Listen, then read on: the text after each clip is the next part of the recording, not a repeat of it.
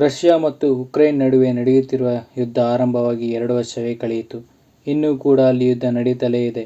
ಈ 2 ವರ್ಷದಲ್ಲಿ ಇದೇ ಮೊದಲು ಉಕ್ರೇನ್ ರಷ್ಯಾದ 18 ಮೈಲಿನಷ್ಟು ಅದರ ಸೇನೆಯನ್ನು ರಷ್ಯಾದ ಒಳಗೆ ಹೋಗಿದೆ ಮತ್ತು 1000 ಮೀಟರಷ್ಟು ಜಾಗವನ್ನು ಉಕ್ರೇನ್ ಸೇನೆಯು ತನ್ನ ಕೆಳಗೆ ಇಟ್ಟುಕೊಂಡಿದೆ ಎಂದು ಉಕ್ರೇನ್ ಹೇಳಿದೆ. ಆ ಪ್ರದೇಶದಲ್ಲಿ 22 ಗ್ರಾಮಗಳು ಇದ್ದು 1 ಲಕ್ಷಕ್ಕೂ ಅಧಿಕ ಜನರು ಇದ್ದಾರೆ. ಈ ಜನರನ್ನು ರಷ್ಯಾ ಹೊರತರಲು ಸದಾ ಪ್ರಯತ್ನದಲ್ಲಿದೆ ಮತ್ತು ಆ ಸ್ಥಳಗಳಲ್ಲಿ ರಷ್ಯಾದ ಸೇನೆಯನ್ನು ಬಲಪಡಿಸಲು ರಷ್ಯಾ ಮುಂದಾಗಿದೆ.